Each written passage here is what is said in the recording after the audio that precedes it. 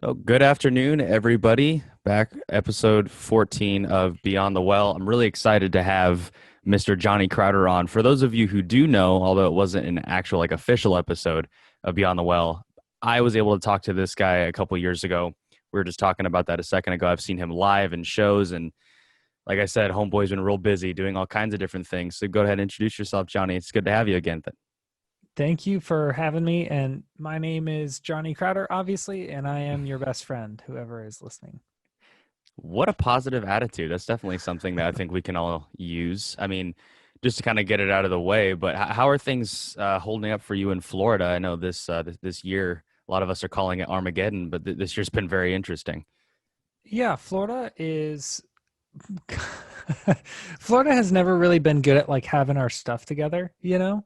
We're not really known for being careful and composed and organized. So a lot of that is being reflected and amplified during this wacky year. But all things considered, I am pumped that our 1 week of fall is coming up here in January or February. I'm looking forward to that. I think you can replace Florida with United States, and it would probably be the same thing. I don't think any of us really handled this the best possible way. And Bro, everyone likes to crap on Florida and New Jersey, and then when something like this happens, I think everyone's like, "Oh, we're all Florida and New Jersey." It's very yeah, unifying. exactly. And I think that's comforting and also kind of shameful at the same time. But, exactly. I mean, I'm in California and we're just now starting to kind of open things back up again for like the fifth time because we Hmm. figured out the first four times that we weren't ready yet. And I guess we're ready now, even though we're probably not. But anyway, that is what it is. I mean, one of the things that, of course, you're a big mental health advocate. That's a lot of people know you as that. You're on CNN and all kinds of stuff now. Like I said, the whole TED Talk thing. How has this past year reflected a lot of the things that you've been up to the past few years? I think people are starting to become more aware of their mental health now more than ever, that they're stuck at home with people that they call family but often end up fighting with. And a lot of those hidden issues kind of come to the surface when you're locked behind four walls constantly.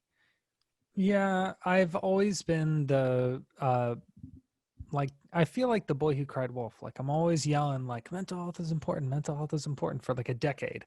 And everyone just kind of like, yeah, it's it's important for other people or people living with a diagnosis or it's important for my coworkers, but I'm fine. And then I think this year there's actually a line in my TED talk where at the end of my talk I'm like, I bet that everyone in this room is thinking that this talk is about somebody else, and it's not. It's like about the people in this room. And I feel that this year, um, what I'm seeing is people having less ammo to defend themselves against the idea that they need to take care of their own mental health. Like before, you could say, yeah, well, I have insert coping mechanism, or I'm always feeling blank. And now I think people are like, oh crap, I either have to take care of my own brain or this year is going to be even more difficult. So I am praying that that trend continues and that people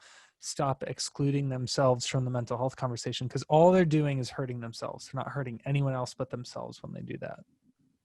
Well, not only themselves, but also the people that they live with, their Yeah. family, their relationships. I mean, especially now because we're stuck around each other all the time. Like I listened to your TED Talk again for a refresher last night when I was at work, and I remember you had mentioned not only just the line that you just brought up, but you also said something to the effect of if you have a brain, you're involved in this conversation. The same way Yeah. physical fitness applies to anyone, regardless if you're the Rock, as you put it, or an MMA fighter or someone who is looked at on the outside as being, they have their stuff together, they're put together, they're motivated. Behind a lot of those motivations and what masks a lot of those motivations is things like insecurities and things like anxiety and all kinds of different stuff like that. Yeah. You know what? I'll give a pass to anyone who's listening right now. Um, you don't have to consider yourself or your own mental health if you don't have a brain. Then you can just sort of bow out and do your own thing. And I will allow that absence. But anyone else who does have a brain, I think that you're just as much of a part of this conversation as I am. And you don't have to have diagnoses. You don't have to have experience something that you can identify as trauma or abuse or addiction or bipolar or whatever, you don't have to have experienced any of that to sit at the same table and have this talk. And I think a lot of that can come down to awareness, can't it? I mean, there's a lot of things people deal with. I mean, like me myself, I've had a lot of anxiety issues and issues with depression. I actually was just recently actually officially diagnosed with something. I'd known I'd lived with it for a while, but despite the fact that it was diagnosed or not, it was still there. But even if it's there and you don't have the words to put the label on it, because there is a lot of shame. Even though one thing I think I'm very proud of for our generation is we're doing a lot of work to kind of get rid of those stigmas. You know, people like you and a lot of there's a big emphasis on education now. So the school system, I think, is helping a lot in eradicating a lot of those negative stigmas that we've had for years. Yeah, I was just thinking the other day about how so I was trying to do some math for Cope Notes, like money stuff, and I was That trying to sounds figure out hard. like how many months can we you know purchase this web app software to, you know, I was just trying to do a timeline. I was like, okay, let me do this equation. I did an equation on a whiteboard and I was like, wow, this is the first time I've used algebra since school, and I had to learn algebra, and I never learned crap about mental health, and I would have had to use that. If I learned it in school, I would have had to use it every single day. But I was like, wow, I'm 28 years old and I only now am using algebra to solve for X. And it's like, wow, our freaking priorities in the school system are so backwards. So I love hearing that mental health awareness is being integrated into schools more and more. I'm working with some local school districts on exactly that right now, and I'm pumped on it. That's awesome. I mean, I think you can kind of summarize that up in that a lot of the issues with the school system can be boiled down to they teach you how to do things humans do, but not how to effectively be a human, not how to wake up and deal with the things that the crap that we pick up as we're going to work and doing this assignment and doing that assignment. And, you know, socially, there's a lot of different aspects to humanity that you can't learn, or at least we're not making enough of an initiative to teach life experience and how to handle emotions, how to handle our interactions with other people. Things like that are just as important as learning how to do algebra, perhaps even more so. Like you said, those are skills you're going to have to know how to do and work with on a daily basis. Dude, it's funny. Like right now, we think like, oh, that sounds like such a hippy dippy school. Like, who would, you know, who needs to learn about their emotions and their feelings and their health at school? You should be learning math and science. And then I think like in 50 years, people are, you know, my kids are going to be like, you're saying they didn't teach you mental and emotional health in school? Didn't you have to take a science class? That wasn't part of the science class. I'm like, no, I know. Isn't that crazy? Like 50 years ago, this wasn't a part of education. We think it sounds wild now, but I think a few decades from now, we will be dumbfounded that it wasn't integrated in all education systems from day one. Most definitely. I mean, you see that with like gender study things and issues with feminism and all kinds of different things that were considered taboo are now being like you can actually get a degree in gender studies and become a professor or doctor in gender studies and things like that. The taboos of yesterday are now just the everyday experiences of today. But that's the thing, especially when it comes to you know, equal rights and a lot of the stuff that's been going down over the past couple months. All those issues have still been there. I mean, we've been dealing with these issues for basically as long as human beings have been a thing, but we've been repressing them for so long, and we just haven't really found the ability to be open with them, whether for survival purposes or the ego or whatever the actual issue is. These have been issues forever. It's only now that we have the technology that we have, that we're becoming more open, that we're actually starting to analyze these things and get like figure out what's actually underneath them. I think with that, I can say one of the things, messages I got from you and a lot of the work that you've done, again, the music career that you've had and interviews and cope notes and all that, therapy and things like that, and really just being open with your emotions and learning how to process them is so integral to living a healthy life, not just a happy life, but a healthy life. Yeah, I'm working on redefining my idea of success, because a lot of people think it's like, well, success is like, um, you take a helicopter to the rooftop bar of your favorite restaurant, and uh, you live in a mansion with all of your wonderful kids who get straight A's, and everyone has their own idea of success. And I think rarely do we include the idea of being healthily, well adjusted, like mentally and emotionally healthy, and treating our loved ones with respect and handling our problems responsibly. Like, very rarely, if you told someone like, what's your idea of success, would they say like, when something bad happens, I want to respond very maturely, and I want it not to wreck me. I want to know exactly what coping mechanisms to turn to, and I want to feel healthy and at peace regardless of circumstance. Most people would be like, no, I'd rather have a jet ski, And sometimes I'd rather have a jet ski, but most of the time I would rather be well adjusted. We just don't consider that to be a component of success, and I think we should. Well, the jet ski is, and the rooftop bar, and however nice those things are, what you'll find is that it's essentially the same kind of dependency that someone can put on a drug of some kind. You're riding out in the jet ski, you're having a great time, but that doesn't solve anything. You're still going to get back to the shore and be the same wreck with the same negative coping mechanisms, with the same bad habits. Like, you're still going to have a lot of these same issues. You just, can say you have a jet ski, which I guess is better. But, at the end of the day, you still have to figure out what works for you and what is healthy. That definition of success I think you brought up is really fascinating. I'm a big religious studies guy. I love to get into it. That's honestly what a lot of this work is. And I was working and kind of being taught under some monks like local to me from China, and they were teaching me a lot about their spiritual processes and how they view things like materialism, and just how we mess it up so much as Americans, which again, I know is a different perspective, but just the Mm. way that they view things and value things, and the way that they value them. Very fascinating. Things like success means something entirely different to them than they do to us. We want to conquer everything. We want to be victorious at everything.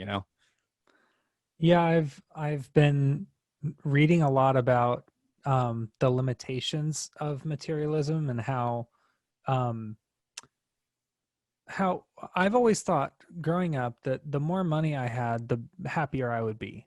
So if I could have a job where I get paid $100,000 a year, and then I got offered a job where I could get paid $200,000 a year, I'd be like, heck yeah, no matter what it takes, I will take the more expensive job, or the better paying job, because that's what will make me happier. But I strongly encourage anyone listening to look into the psychology behind happiness and peace. And I know you've probably read about this, but there's that like concept of the hedonic treadmill, where you're like constantly experiencing diminishing returns on the things that bring you joy immediately. So let's say, right here on my desk, I have a Lamborghini Aventador SVJ model, and it is beautiful. It's a spider drop top, bright green, and it's like a 1/24th scale die cast model that my sister bought me for my birthday. And I would love to have a Lamborghini Aventador SVJ. That is what I want. But that over time, you'd start to think, oh, it's just my car. I'm going to get in my car and go to Publix or something. And what's interesting is materialism, you will undoubtedly experience diminishing returns, but in terms of peace, like inner peace and joy and gratitude, those are the things that actually have compounding returns. So the more grateful you are, the more you enjoy the things you have. So we think that more things are going to make us happier, and I need help breaking that pattern all the time. But the truth is, more things will gradually make you enjoy them less, but more peace and more joy and more gratitude will actually make you enjoy the things that you do have more. It's so backwards. I was just reminded of an interview that George Carlin did about the whole treadmill thing. It applied to him in the talk that he had with Chris Rock about, he was talking about drugs. He was saying back in the 70s, you take things like LSD or the drugs that we were doing, and people get hooked on them because eventually it's like the law of diminishing returns. Like it's great at first, but eventually it becomes a hindrance on you and it gets worse and worse and you have to do more and more.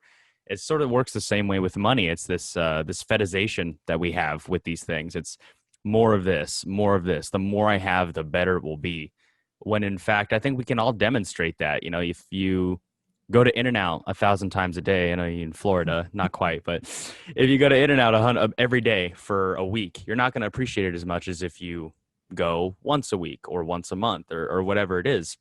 The less that Yeah. you have of something and the more grateful you are once you have it, those are the experiences we wish we could have every time we get out on the jet ski or every time you take that Lamborghini out to Publix. But at the end of the day, the ultimate lesson that you learn from those things is that if I have this every day, even though I want to have it every day, it's going to become like an addiction and it's going to slow me down and hinder me. Yeah, I heard this quote. I have mixed feelings about Kanye West, but he did say this quote that I think is right on the nose. He said something along the lines of, having money isn't everything, not having it is.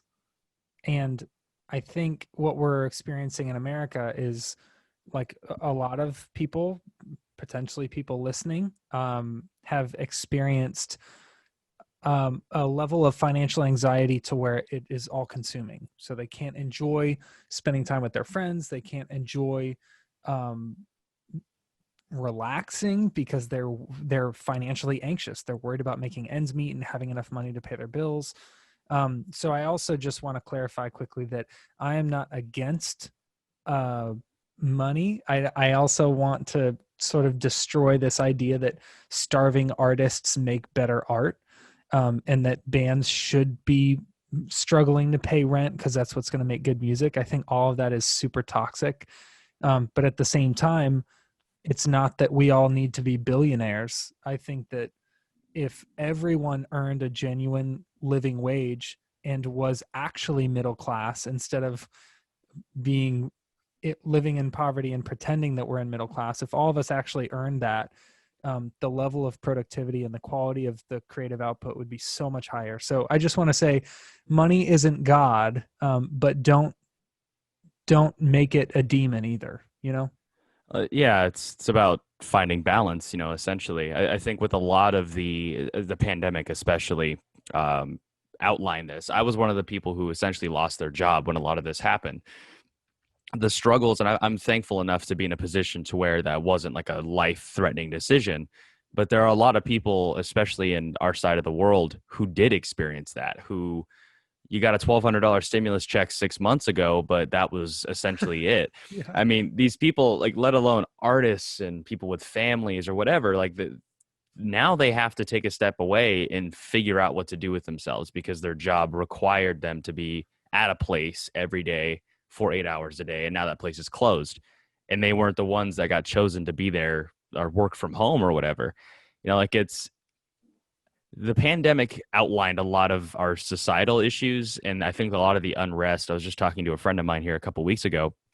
He mentioned how a lot of these issues that we had with like wealth disparity, the whole starving artist thing that you just mentioned, people working dead end jobs, a lot of these frustrations kind of boiled to the surface.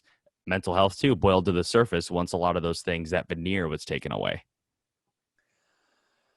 This year shook up a lot of crap for sure. I think it's important though. The worst thing we could do, the absolute worst ending to this year, is us going, well, that was weird, and then going back to the way we lived before. We have to address all of the problems that this exposed, you know? Most definitely. I think to kind of take it back, because I wanted to ask about the happiness component that we were just speaking about a second ago. As a performer, musician, a touring artist, a mental health advocate, what are the things that you do to like?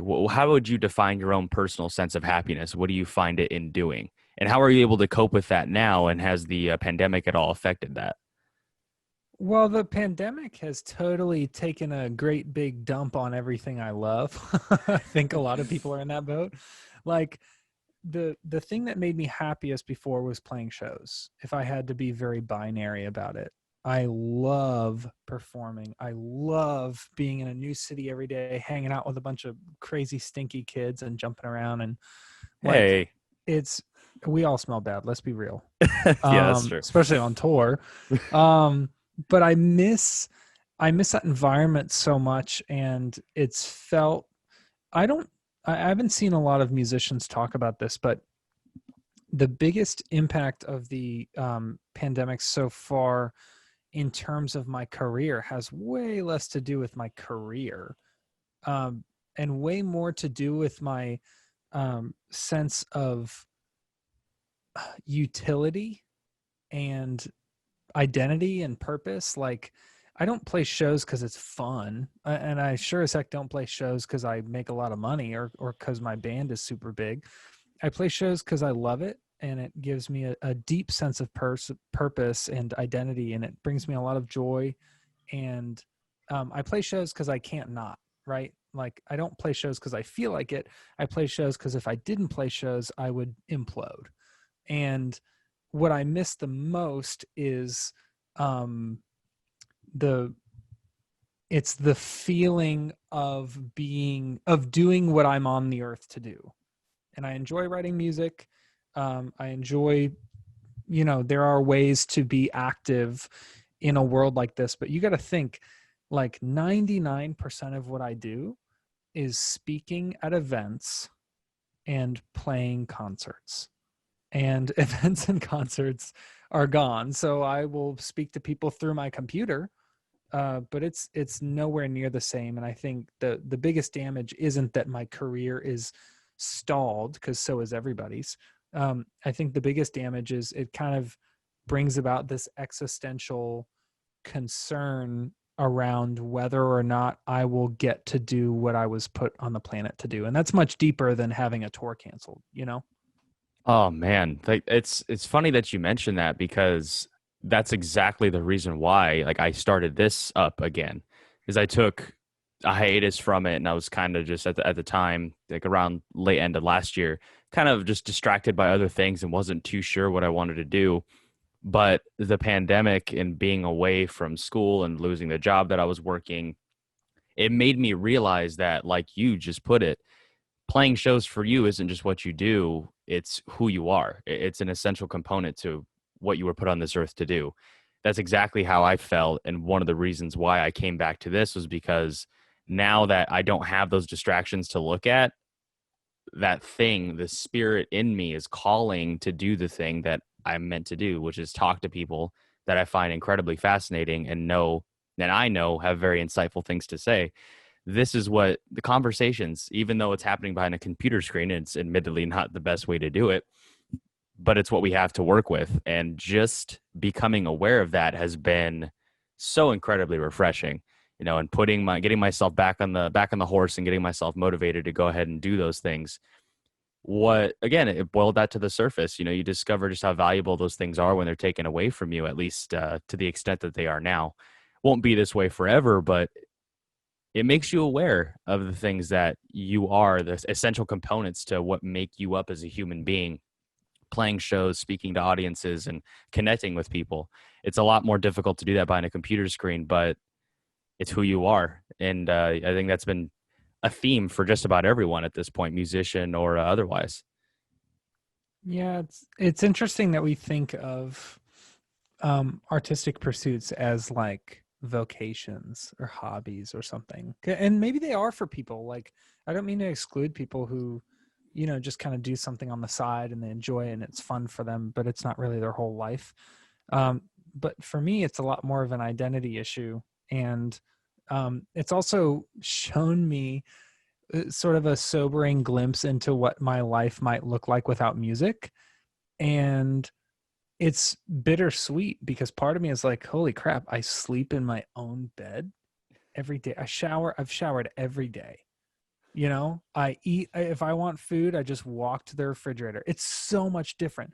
Like, this is the first full summer I've been home in over a decade.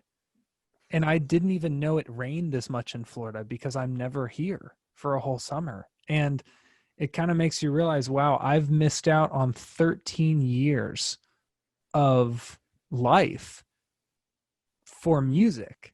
And when the fun part of music isn't there, which is performing and connecting with people, in a live setting, you kind of wonder like, holy crap, did I really give half of my life to something that I might not ever be able to do again? Or if I am able to do it, it might be in a different setting.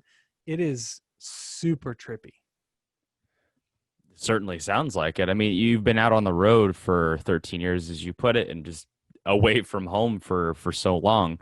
One thing I have heard from like musicians that I've spoken to before is that that concept of home kind of changing a little bit because you're constantly on the road, constantly going around and seeing things. And although I don't have that experience, but the concept of home is kind of skewed a little bit because your home is a tour bus. Your home isn't always equipped with a shower or food or stuff like that. You're constantly moving, constantly on the run.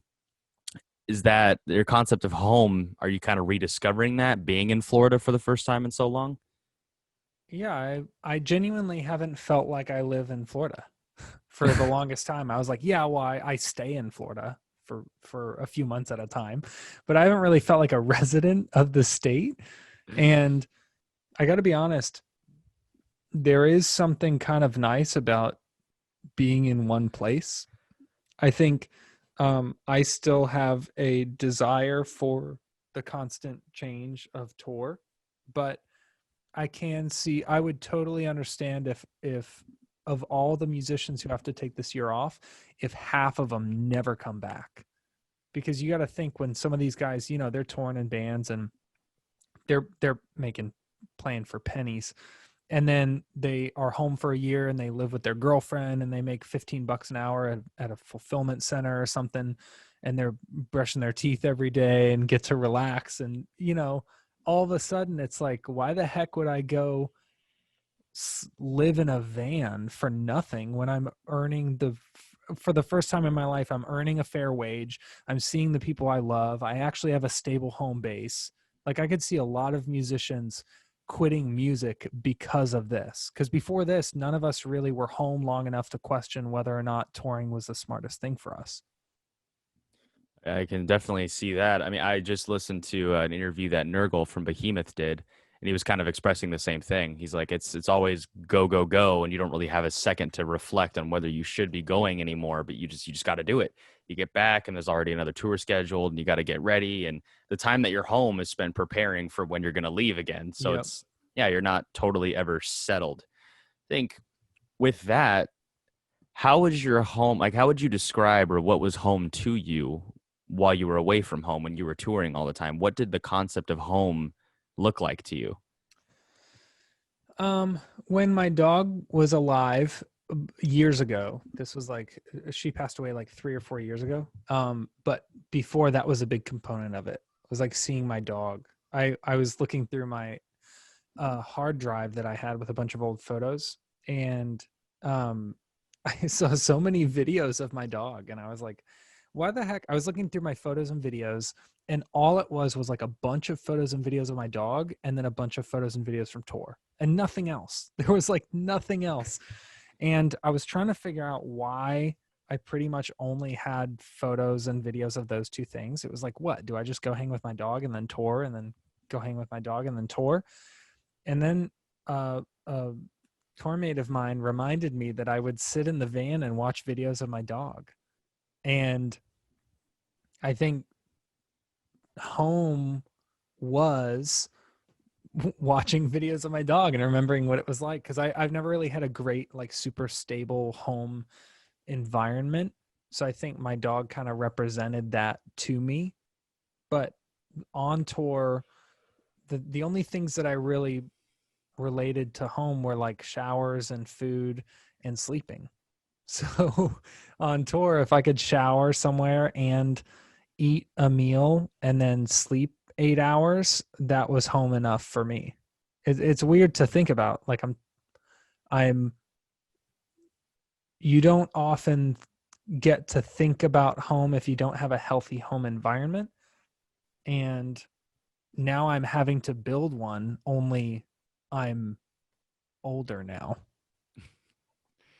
And you've had 13 years to watch videos of your dog and kind of sit back and consider a lot of those things. I mean, I can level with you on losing a dog. I just lost one. I had a German Shepherd for 11, almost 12 years, and he just passed away like last month. And that can Mm. be, yeah, that can be super tough. But, speaking as someone who does have a home that I'm accustomed to, I have a couple friends of mine in the military, and one of them is actually home right now. It's the first time he's been here in almost a year.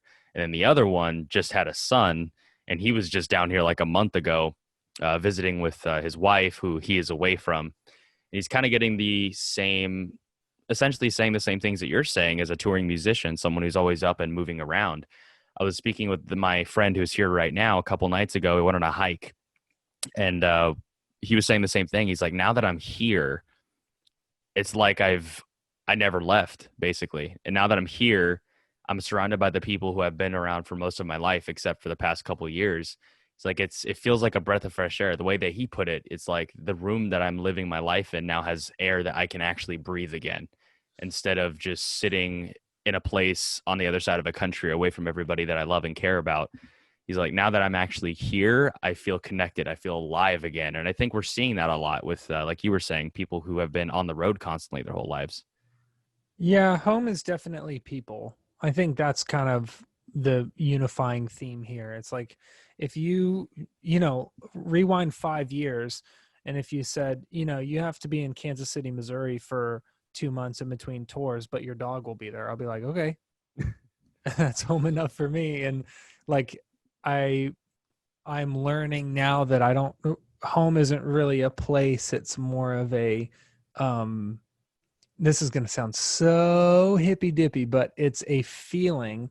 And that feeling is rarely something that you can generate on your own. Typically it's from interpersonal communication, which is probably why tour felt like home for me for so long, because I'm with people that I love. I'm with my band and our tour mates and a bunch of fans, and it feels so wholesome and awesome that feels like home. Oh, you acting like feelings are important or something now? That's strange. Well, I mean, I don't quote me as saying that. Everyone knows my stance on feelings. We don't have them. Real men don't have Yeah. feelings. Real men don't have feelings. Real men have abs and can bench press at least 350. Oh, That's dude, what I I've been told. freaking cannot get abs for the life of me. I've tried everything. It's just not in my biology. Yeah, I'm working at a warehouse right now, and I'm walking upwards of 10 miles every time that I'm there, and I'm pulling pallets and pushing stuff around. I'm like, I weigh the least right now that I ever have in my whole life, and I still, no, it's not in my DNA either. There's always going to be a layer of something. I feel that abs are a conspiracy theory, and we can do a whole separate podcast about this. But I'm fairly sure I've never seen abs on a person before. I've never felt abs on a person before. I have a sinking suspicion that maybe this was like propagated by the state, you know? I hear footsteps down the hall. I think Joe Rogan's about to come kick my door in. But I do. I agree. I think that was a conspiracy cooked up by the government. It's the same water that we're drinking, the same one that's making the frogs gay. It's what's Oh, yeah. causing us not to have any abs. I totally agree with you on that. Because we don't have abs, we're not men. So that's all right. That's fine. I'll accept that basis. Oh man, I think you mentioned coping mechanisms a second ago, and they got me thinking. Like a lot of the different things that people have been doing while we're stuck at home, like lifting weights. Then you have the complete opposite end of that spectrum, which is the people who are abusing things and discovering addictions and all these other problems that are kind of kicking up. Bunch of jokes about them all over social media, but I am wondering if that's going to be like a legitimate issue, like all these habits that we're building up, just like always. I mean, you're the sum of your habits essentially at all times. But what we're doing now is we're not going to live the same lives once this is all over, like you were saying. But it's going to be very fascinating to see what kind of habits that people were building up. And I think you're going to see a pretty interesting split there.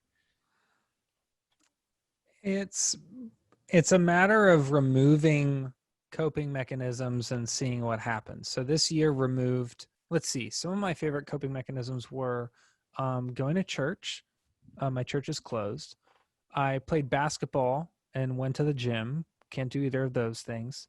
I obviously played concerts and I can't do that. And if I really go down the list, I realize I was robbed of every single coping mechanism that I had. And what happens when your coping mechanisms are stripped from you?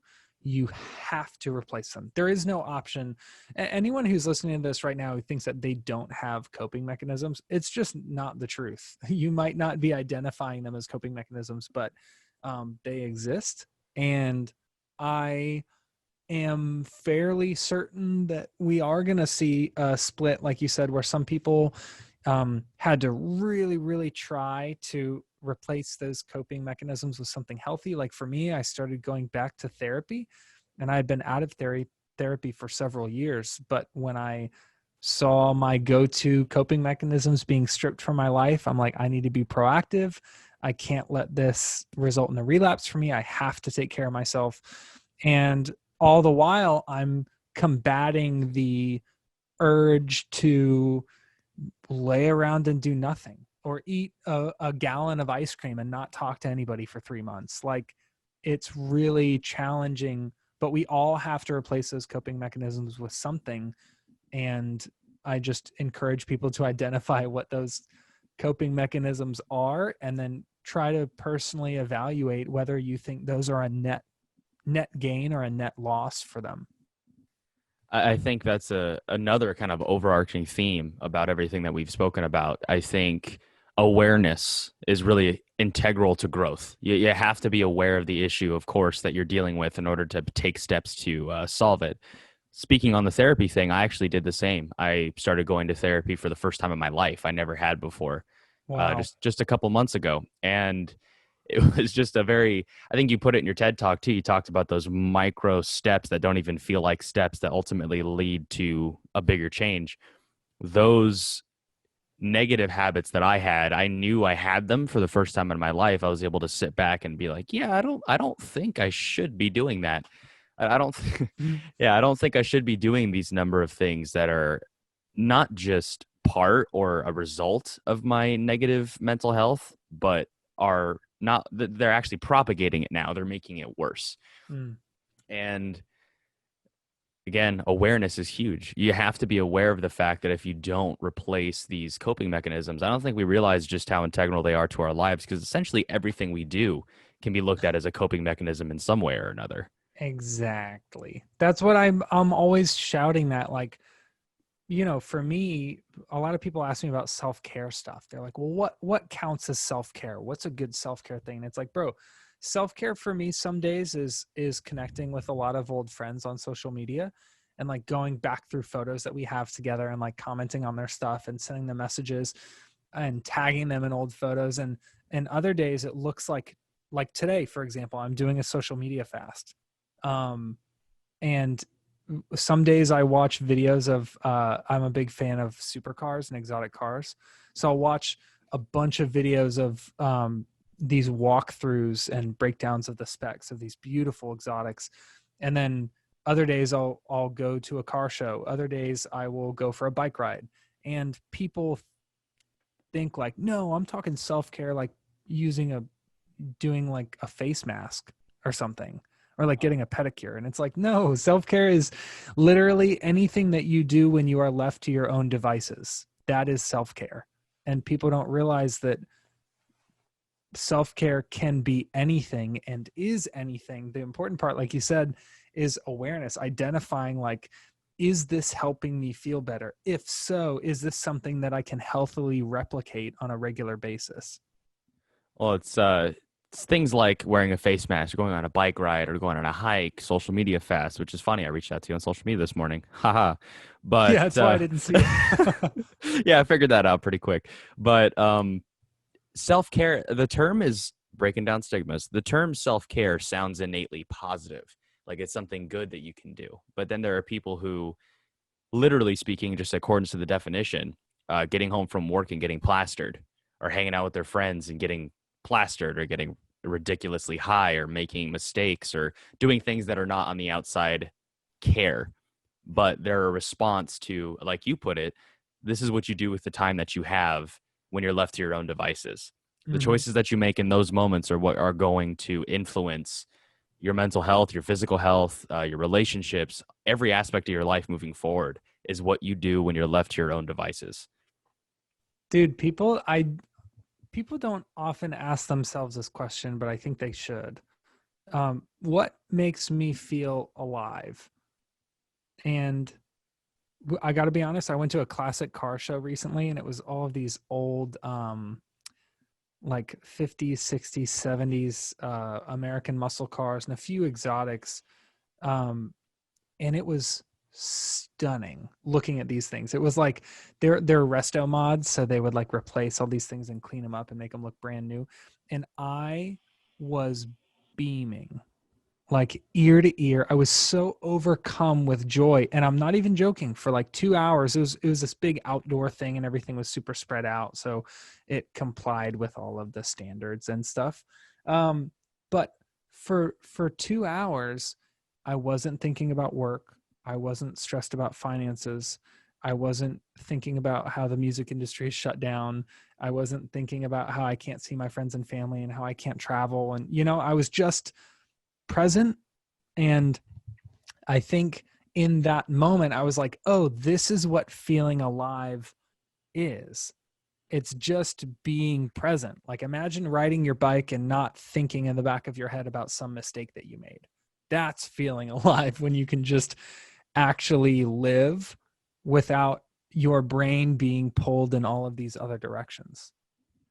When you can just sit there and be a human instead of thinking about doing the things that humans are supposed to do. Like that's, oh man, that's great. I love that. That's a fantastic way to put that. I think one of the things that, again, and they've been kind of booming for a while, but the kind of like the self motivation type industry with like a lot of meditation apps are being launched, like Sam Harris's stuff. Eastern philosophy is kind of seeing a revival, and the emphasis on things like meditation and stuff like that are really beginning to pick up. They're really beginning to pick up, at least here in the West, in a way that I don't think historically has ever been seen before. Like a lot of the meditation, like gobbledygook that people used to throw around in like the 60s and the 70s was seen as that. Was seen as, oh, that's that weird occult stuff. We're Americans, we don't deal with stuff like that. Oh, we're Christians, we don't do things like that. And now we're starting to see just how they strip away the Buddhist label, strip away the Hinduism or whatever, strip those labels away, and you're left with something that humans should be able to do. And I think because it seems so scary, you're like, what am I if I'm not being distracted by all these different things? What am I if I'm not a musician? What am I if I'm not a writer? What am I if, when you're left with just you and you have moments of clarity where I'm just looking at awesome cars right now. Wow, that one, I love that color. I don't know anything about cars, so I can't give specs or anything, but like when you're left in those moments and you're just existing as a person, those are the moments, those are the most honest moments that you can reflect on. And like you said, this is what being alive really is. It's not a matter of doing paperwork. It's not doing this or doing that or working here or working there, driving this car. It's just, I'm here right now. That's it. I'm here right now. Very great way to put it. I think one of the things I think we can end off on, it's a question that I love to bring up and ask people because it's kind of the theme of this whole, like the whole brand that I have, Beyond the Well. It's a reference to Mimir's Well in Norse mythology. And basically the whole theme is sacrificing something to obtain knowledge, to obtain insight and truth. And I think if you can look at the work that you've done with Cope Notes and with Prison and all kinds of different things, you've sacrificed a lot to gain the knowledge that you have with mental health and self-care and all these different things. If you had to sit back and think about, how would you answer that question? What have you sacrificed to gain the insight and the knowledge that you have now? You're asking what I have sacrificed or what would I sacrifice? You choose. I think both of them are both important questions to ask too. Um, I think what I have sacrificed is everything, and that sounds dramatic to people who don't know me. But if you really take a look at my life and what I have experienced and been through, it is astonishing that I am not in jail or dead. So I think I had to trade just about everything, every safety, every comfort, every dream. I traded all stability for where I am now. And to be honest, I think the question, what would I have given? The answer is less than I have given, which is crazy. Like, let me try to phrase that in a way that makes sense. If you asked me what would you give to learn what you've learned? I wouldn't offer up even 10% of what I've had to pay, because nobody wants to pay that. you know, like it's like saying to someone, if I chop off your arm, um, are you cool if I give you a football scholarship? And you're like, no, what the heck? Like, I want that arm. That's super not worth it. Um, but then on the other side of it, let's say there's someone who lost their arm in an accident, and then they go on to have a football scholarship, and it changes the whole course of their life, and they meet their wife who's a cheerleader, and they have a family, and then he becomes a coach, and he has a great big long career doing what he loves, and he will say, oh, it was worth the arm, you know. So I think the timeline is important to keep in mind. Like, you never want to have to give stuff up. That's kind of part of life. You want to like hoard all of the good things and make sure that nobody takes them from you. But the fact is that you will lose things. You will feel disappointment. People will let you down. You will experience great loss and tragedy and suffering in your life. But one day you will look back at it and say, while I'm not particularly happy that it went exactly the way it did, and while I wish it didn't hurt quite as much, and while I wish I could have enjoyed more comforts and conveniences than I did, looking back, I know that I would be a completely different person if it didn't happen exactly the way it did. So I don't know if that made sense, but I would say that if you asked me before, would you be willing to endure rape to experience this level of understanding about your life? I'd say, heck no, absolutely not. There's no way, there's nothing that could be worth that. But looking back and seeing how my experiences have informed my advocacy, I know that there was sort of I could leverage that tragedy for a greater good. So I don't know if that made sense, but it's a lot more complex than just saying, yeah, it was worth it, or no, it wasn't worth it, Well, I think even like you used a metaphor with the are you willing to give up your arm for a football scholarship? I think the interesting twist on that is, well, what if in taking that football scholarship and gaining all those things and gaining the success, you in the process suffered a career-ending injury in which you lose your arm? The Mm-hmm. timeline is incredibly important because a lot of the things that you end up sacrificing are things that you wouldn't have even considered you would sacrifice. But that's part of the bargain, and that's part of the path that you choose, and those are things that you learn along the way and things that you pick up and discovered along the way. It's like I wouldn't have been willing to give up my arm, but in doing so and taking this path, I did lose my arm, and I wouldn't be who I am right now without that stupid arm. You know, that arm Yeah. can go ahead and leave me because I am now what I am. Would I do it again? Probably not. Not if I had to choose, but the choice was never really yours to make. The things that, Dude, yeah, that's the distinction that I want listeners to take home, is that very rarely will someone come up to you and say, do you want to trade this for that? It's going to be a moment by moment touch and go decision of your priorities. And if you work on trying to help those around you and trying to get healthier as a person and take care of yourself and take care of the people you love, um, I will be astounded if you are upset with the person you've become at the end. You might be upset with your circumstances. You might be upset with how things shook out, but I doubt that you will look at yourself and think, wow, I am so disappointed with who I've become. And that's the piece that you take with you. You can't take any of this with you, but you can make an impact on people that will last longer than you. And I don't know where humanity got lost on that and started focusing on other stuff, but that's really all that's going to matter. exactly. The impact that you have on others, the impact that you have on yourself, and your story tells that for you, and it's going to outlast you a lot more. Who you are now is the story that people are going to tell when you're long gone, and that's really what your legacy is. That's the what you're going to leave behind, essentially. And I think that was an incredibly poetic way to close out this fantastic conversation. Like I mentioned to you earlier, I'm so glad to have you on again. It's always a pleasure talking to you. Your insight, I really clicked with it. Like the moment I saw you in prison live for the first time a couple of years ago, it was I knew that there was something special there, and I very much look forward to seeing you get back on the road and do whatever it is you choose to do. Maybe you'll end up being like a card dealer or something. Maybe you'll be this guy racing around and whatever it is that you're going to be end up doing next year. But I look forward to seeing whatever it is that you end up doing. I appreciate it. Do I have permission for shameless plugs real quick? I was just about to ask you. Heck yes. Okay, so if you've listened this far, kudos. Quick, easy ways to find me. If you go to copenotes.com, there's a contact form if you need to get in touch with me or anyone on our team. If you don't know what Cope Notes does, we provide daily mental health support via text message, and I would love for you to try it. I sing in a band called Prison. We are on Spotify and Apple Music and YouTube and all of that stuff. And then my name is Johnny Crowder, so you could probably find me on Facebook. I don't believe in Twitter, so I don't have one of those. And then Instagram, if you look up at Johnny Crowder Loves You, you should be able to find me. I don't believe in Twitter either. I'm glad we can level on that too.